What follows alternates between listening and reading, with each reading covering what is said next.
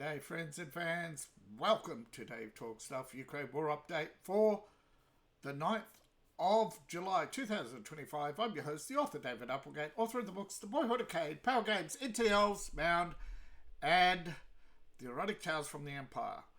Part 1 soon. I'm trying to get it out sooner than later, but try as I might. Life finds a way anyway. Thank you to all the patrons who support the channel, and of course, those who buy my books, buy my merch. All my links are in the link tree. You can find them in the description below after the show. Right.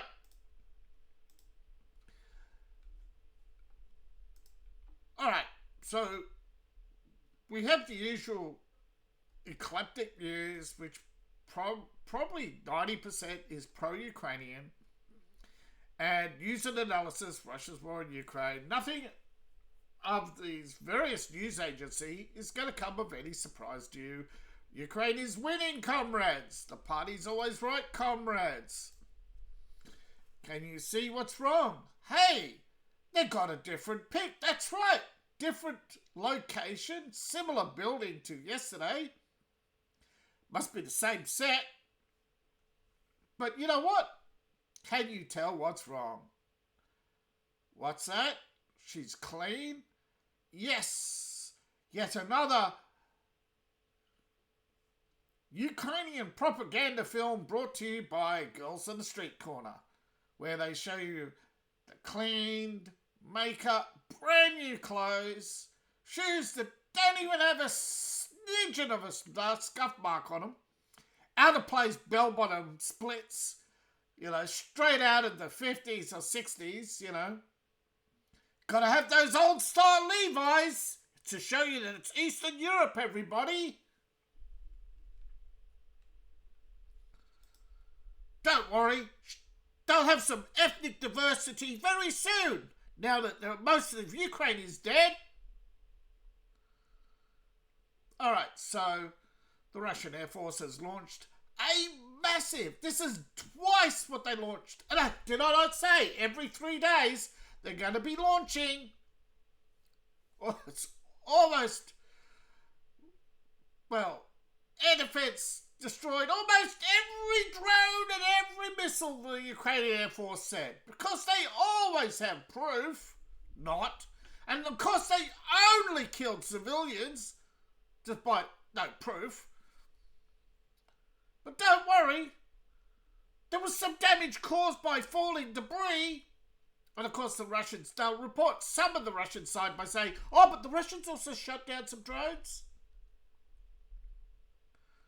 An arson attack on a London warehouse that was storing equipment destined for Ukraine, saying this was agents from Russian mercenaries, but no proof.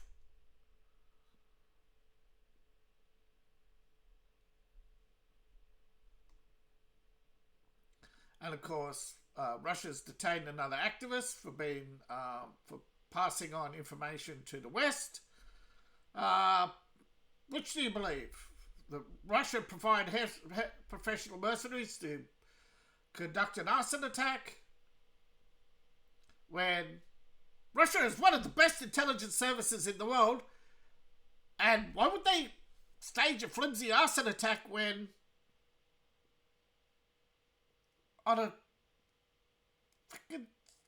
these weren't military supplies? This is bullshit. This is a couple of angry young men taking the fall because the United Kingdom needs to show that they're being tough on Russia, comrades. The Empire, comrades. The Empire shall return. Yeah, bullshit. Be run by India, and you all know it. Alright, so Ukraine has once again accusing Russia of using toxic munitions, despite Ukraine say, oh, we had to, we were defending ourselves, we used tear gas. Well, Trump saying he's frustrated with bullshit from Vladimir Putin, and that Ukraine will intensify talks with the United States on air defense. Yeah, so Russia responded with 728 drones. There you go. Poke the bear. The country's on fire.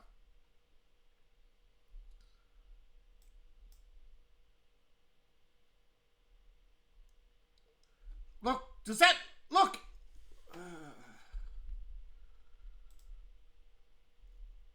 Explosion after explosion. Oh, but don't worry, comrades. Al Jazeera will tell you that they were all shut down. And see, look at that. Not a scratch on Ukraine, everybody. See, the little girl is fine.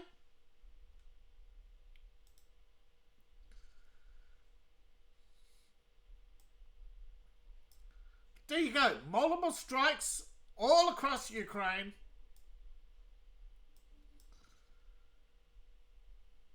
Russia's hitting Ukrainian troops, taking territory, launching offensives and counter-offensives across the map, taking territory in, wow, there's movement in the north even. Not much, but still movement. Not much at all, but it's movement.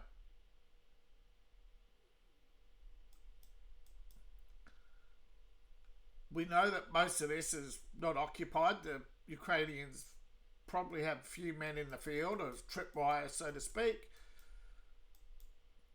Little bit of movement here, this little bit left.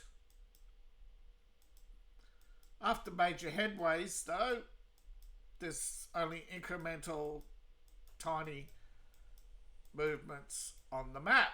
But they are movements because the Ukrainians dig in towns and the Russians don't rush through fields because they're full of landmines. So a lot of these actions here, they're clearing out Ukrainian resistance, Ukrainian caches, landmines. And of course there's going to be clashes with Ukrainian infiltrators all across the front. But as you can see, they've taken more territory. They're pushing through. They're through the north, as I said they would, to lay siege to this key. It'll be a key intelligence drone hub, forward command post in this area. There's probably a few more backups along here and in here. But as you can see, it's taking out the key cornerstone of the third Zelensky line. As I said, they'll come through here, squeeze this, while hitting the bottoms, and they'll come up, bang, bang, bang, basically overwhelm, cutting half. They'll cut this off, and most of this will fall, squeezing them out through these two, basically through here,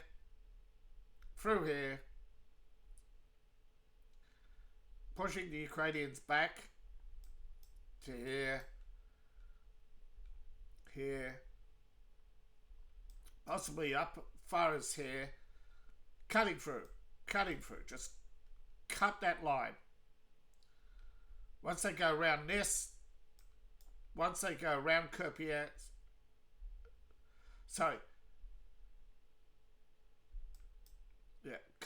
once they go through around this, cut this off, and they'll come down here as well, cut this off.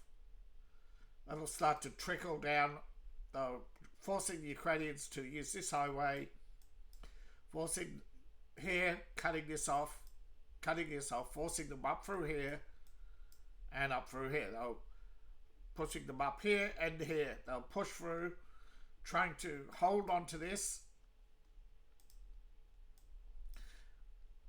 But once the Russians take this, let me zoom out a bit more. Once the Russians take this, as you can see, all that turns red, and they'll cut through here. They'll just cut through, cutting all this off down here, cut through here, probably come across here and then cut through here.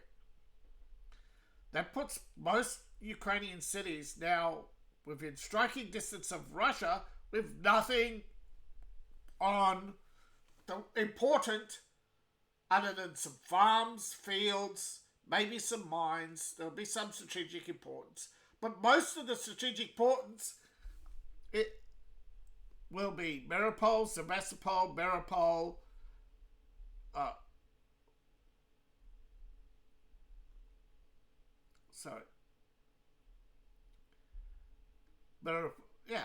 Mariupol and Mariupol. What's that? See? Same name. You see this a lot on the Ukrainian map. Okay, so 1, 2, 3, 4, 5, 6, 7, 8 areas will be more than 100 kilometers from the border.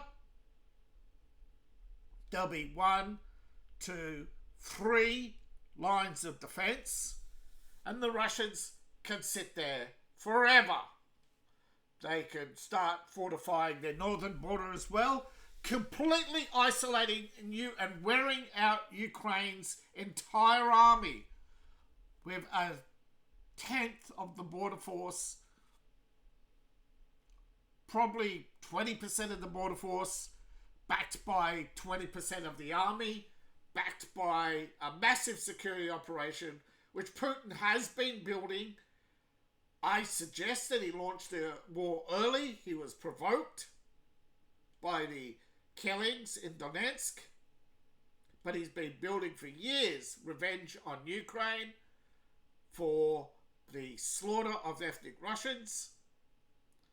And we all know it didn't start with Zelensky, but it's going to end with Zelensky. And of course, as with every revolution, comrade, but someone has to take the fall, and it will be Zelensky. He'll be Saddam, just like Saddam, Gaddafi, every other useful idiot. Now, I think Russia has bad allies, but they're allies of convenience, and Russia isn't said so. They would have never aligned with China. Never aligned with South Africa or Brazil if it wasn't for the Europeans and their hatred of Russians. But people carry grudges, especially women. And who rules Europe? It's a feminazi paradise. Now, drone attacks have killed 3 on a beach in Kursk. Allegedly. Air defense has shot down missiles.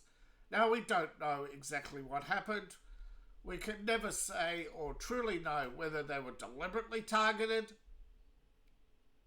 or they just happened to be at the wrong place at the wrong time when a drone was flying over, or one of the people was someone important.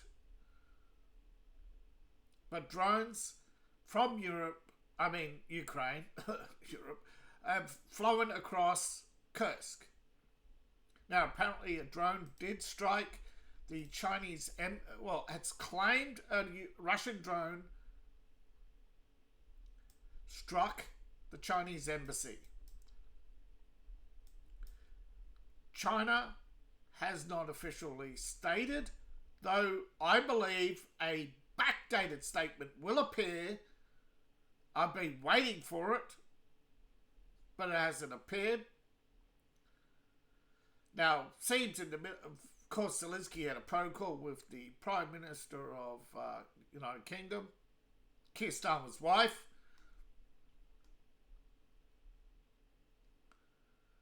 But no, we don't have details, but you know the usual thing. Give me more weapons! Stop World War III! Kill Putin for me! Is my escape plan in place? And we'll get to why he was speaking with the UK shortly, and why he is so angry with the UK.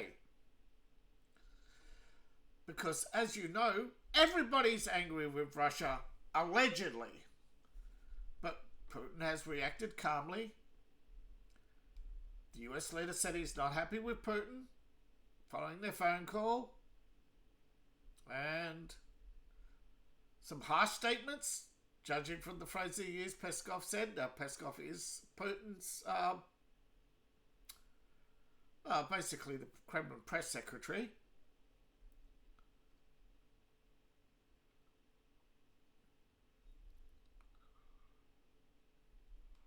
Now,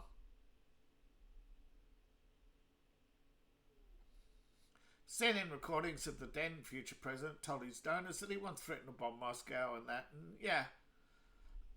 But, see, remember, Moscow was caught off guard yesterday and are now trying to distract from that with confirmation from China that they've been urging Putin to delay ending the war so that the US would be bogged down in Ukraine while they prepare for action in Taiwan. And they told the Europeans this. It went viral yesterday, but it's disappeared today. But some people still remember and have reported on it. Now, the Chinese are not commenting further on the release of the statement, other than to say that they are looking for diplomatic solutions to both the Ukraine crisis and having Taiwan peacefully reunite with the motherland.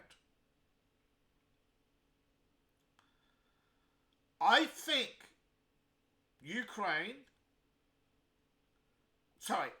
China is using Ukraine, definitely. I think China is posturing, hoping that the world will give in like they have over the last 50 years to everything China wants. And that China will never invade Taiwan because it's a blackmail chip that once they invade, then they have to start using Korea again, and people got sick of that very quickly. I think China will threaten Japan. North Korea will get jealous. But the geopolitical reality is North Korea hates Chinese. They hate China and want the bomb to prevent another Chinese invasion. Because China has openly stated, Mao openly stated, he was going to occupy North Korea. The Americans pushed out the Chinese. But knowing they couldn't hold North Korea, they had to relent. So Truman fired MacArthur to blame it all on him and then set about wasting another year and a half on bullshit to try and wear out the Chinese.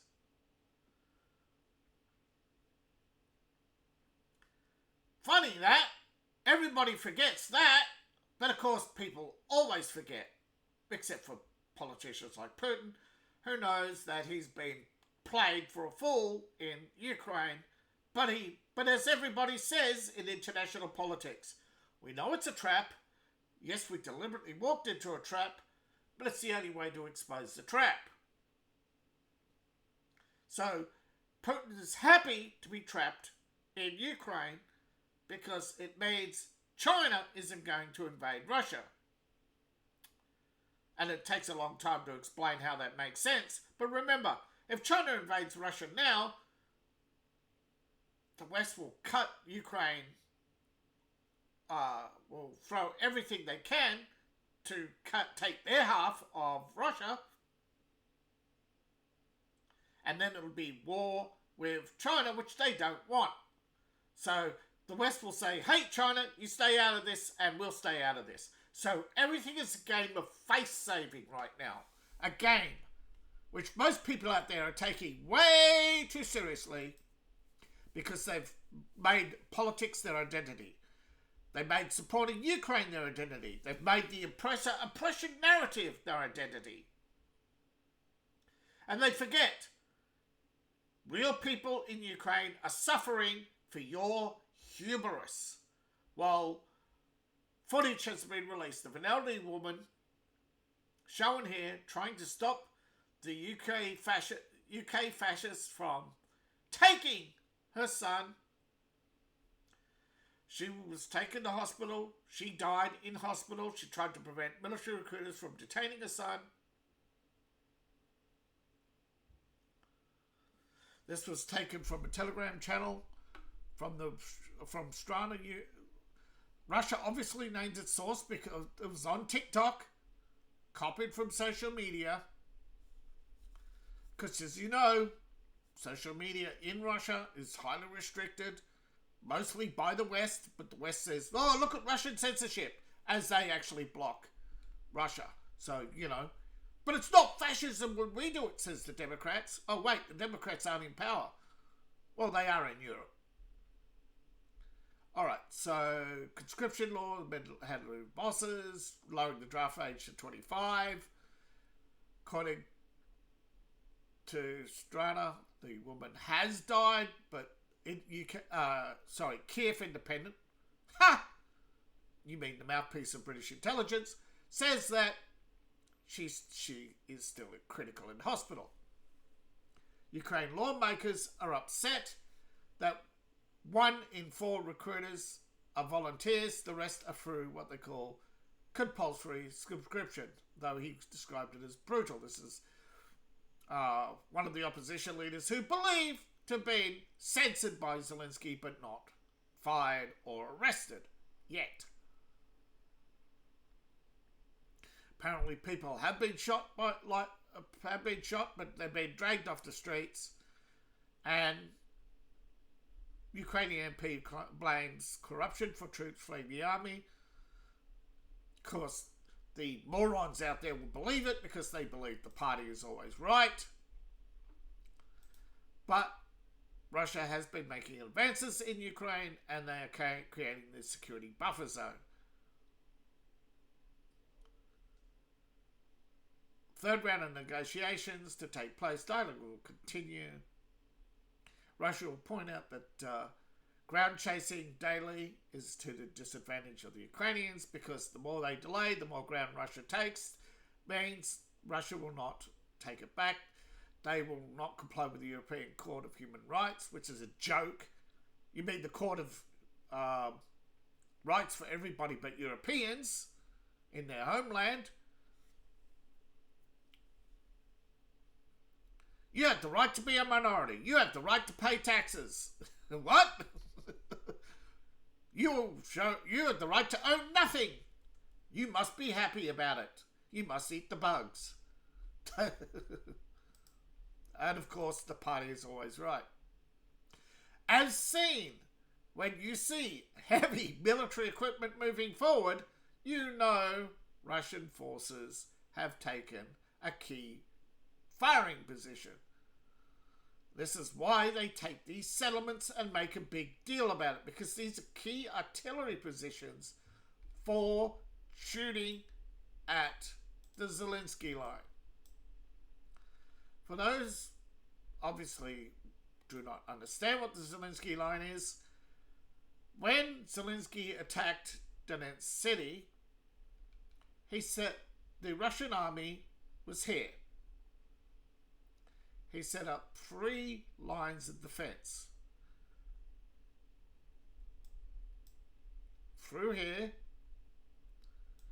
and protected the flanks, and then a backup position, each at the cost of $1 billion US taxpayer dollars, of which was meant to be an impenetrable fortress of artillery, bunkers, and minefields. The Russians, of course, broke out of here very quickly, swept through most of this, and then swept through here. And of course, as you know, that was all a distraction for them sweeping through here towards Kiev. But a general went too close to Kiev. He lost a lot of... they said 3,000. It was less than 13, actually. There was a photo. There was nowhere near 100 tanks. There were 13 tanks in the photo. But it was enough to clog the highway and he prematurely retreated. And the Russians then got signalled that they would be a ceasefire. So they withdrew. They gave up Kharkiv, which was a huge mistake, in return for Zelensky's signing a peace deal. But Zelensky didn't sign it. He only initialed it and never tabled it in Parliament. Instead, after 6 weeks, he launched a major offensive and attacked Donetsk again. So again, the Russians broke out, and over the last 23, 24, 2.5, close to 3 years, they have fought back and taken now more territory than they had before. Because remember, they only swept through. They weren't holding it. They were just basically saying, hey, honour the Minsk II agreements or else. Now they're saying, fuck Minsk II, fuck the Turkish agreement. You just go away now. But Zelensky refuses, because he has the UK on his back, comrades, and the party is always right, comrades. The British Labour Party, you know, the Labour Party, the one who imports 100,000 Indians a month and has now 1/3 Indian.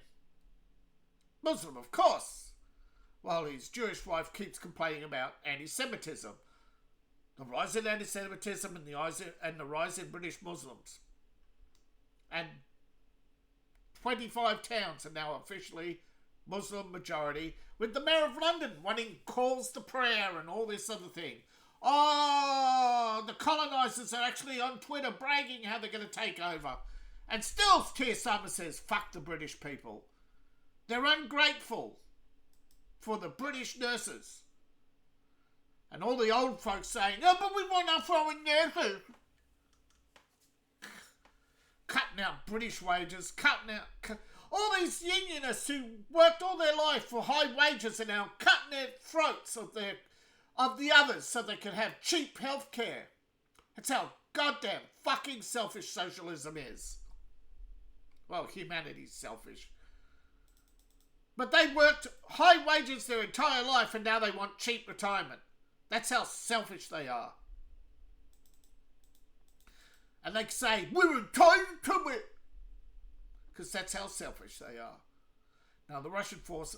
So, Tolstoy, of course, is named after a Russian. Now, again, this is Battle Group Censor, who's taken most of the brunt of the fighting and is the professional army. And by professional, I mean these are people who have fought for Russia in various conflicts. They have fought in Syria and Sudan and Chechnya. A lot of them have fought for Chechen counter-revolutionaries. A lot of them are border guards with years of experience. But why is there a war in Ukraine? Well, apparently, Russia's been doing gas and oil surveying in British Arctic territory. And they're acting as if the Russians are there illegally. These are Russian ships operating out of a British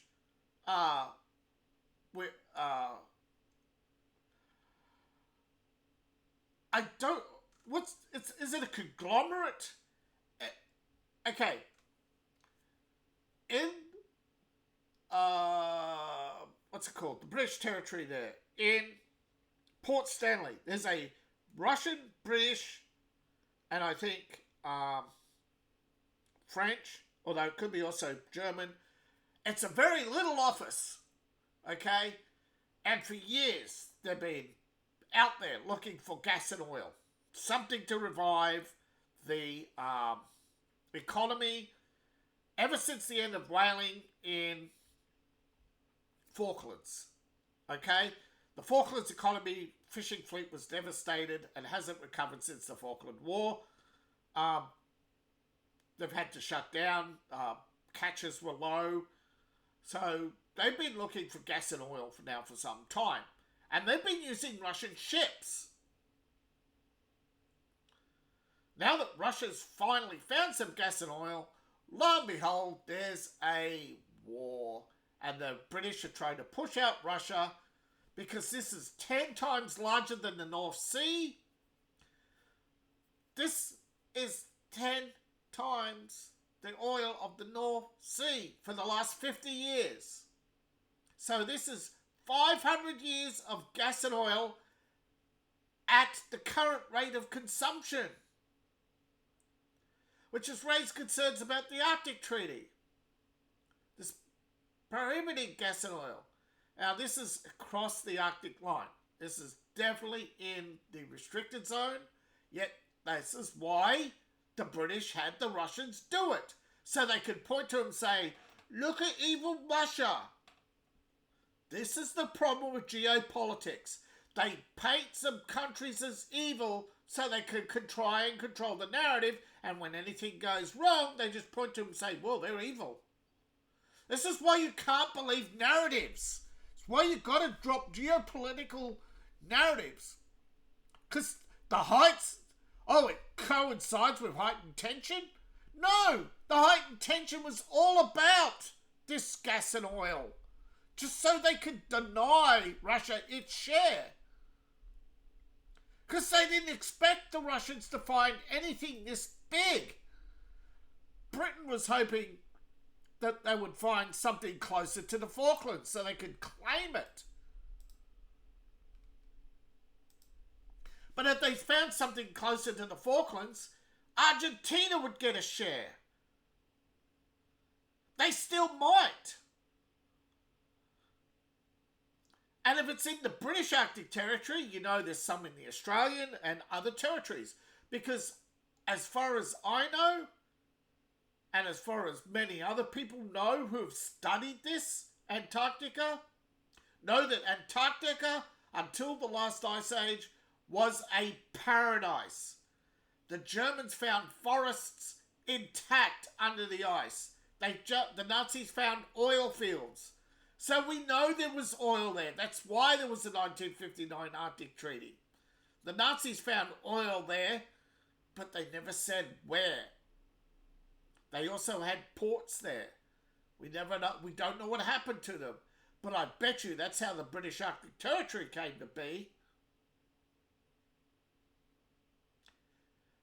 But they didn't have a map of the discovery of where it was. Only a cable reporting the find of forests under the ice, and asking for further equipment to explore, because they knew if there was going to be...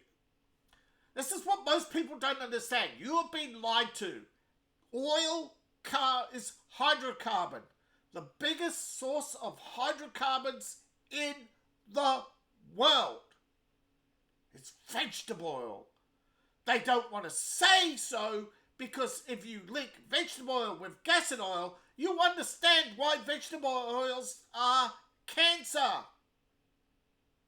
Because they're chemically on the same line, in the same category as benzene, octane, ethanol, methanol, wax. You are cooking with wax, melted wax, people, when you use vegetable oil. The only substantial oil on the safe side of the you don't get cancer. Sunflower oil is down here. Here's the safe line of food, okay? When it comes to hydrocarbons, we're hydrocarbon, okay? We're animal fat and olive oil are on the safe line. There are very little. There are very, very little.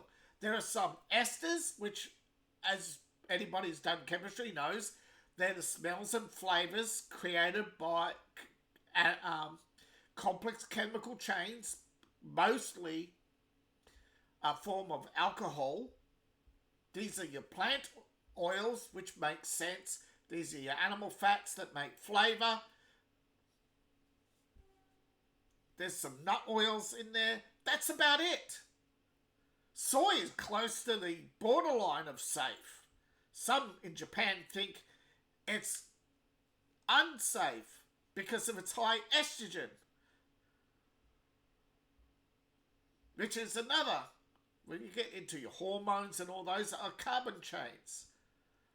Hydrocarbon. You can't have raw carbon. Something has to bond to it. That'll be chlorine, fluorine, hydrogen. Sometimes oxygen. So it actually takes energy to create carbon dioxide.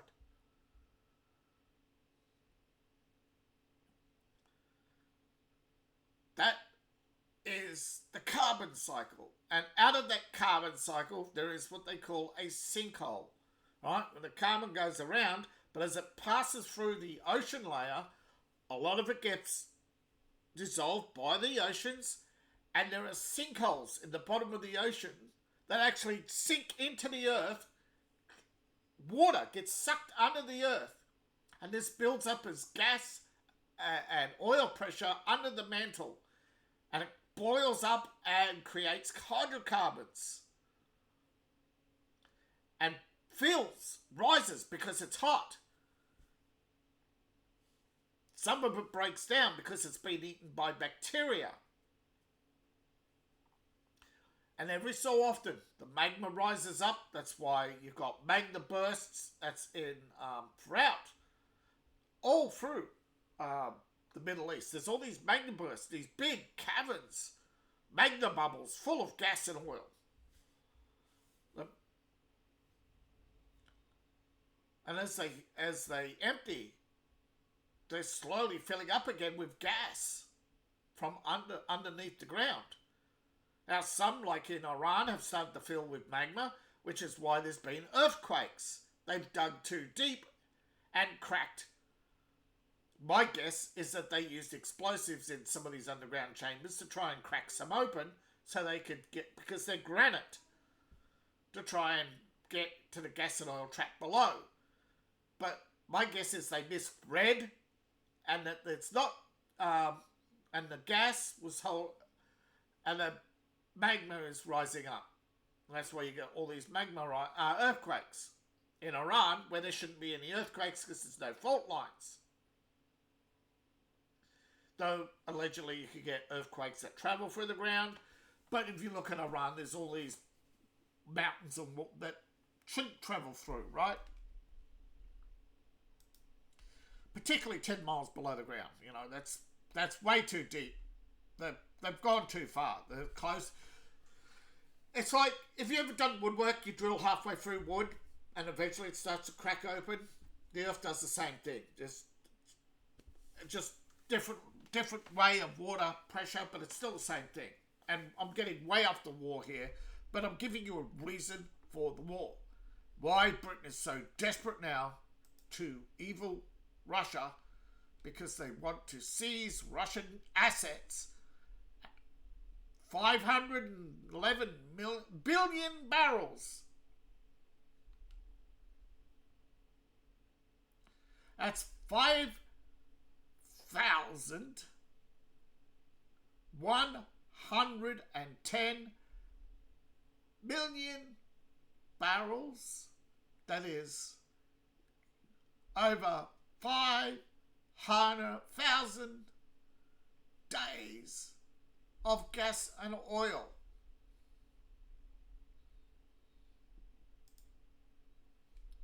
And if we do the maths, 5110.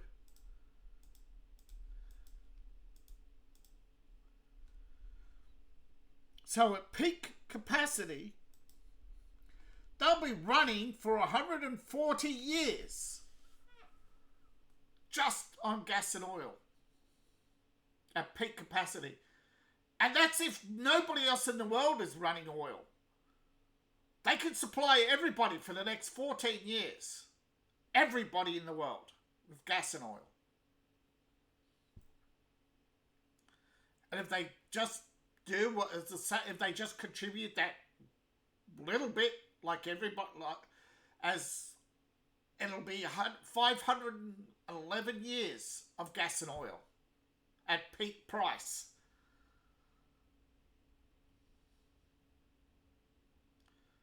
So you tell me, who's the evil warmonger? Why is Britain supplying arms? Why is Britain faking putting a false flag in, saying that a couple of angry youth Russian bots, when there's no proof that they were? It's all made up. It's all accusations. Once you start digging into the truth, the narratives fall apart, and you'll be red-pilled, my friends. So thank you for watching. Please like, share, and subscribe, and please support the channel. Support the channel on Patreon, buy my books, buy my merch. All my links are in the link tree. Please and thank you. See you in the next video. Bye for now.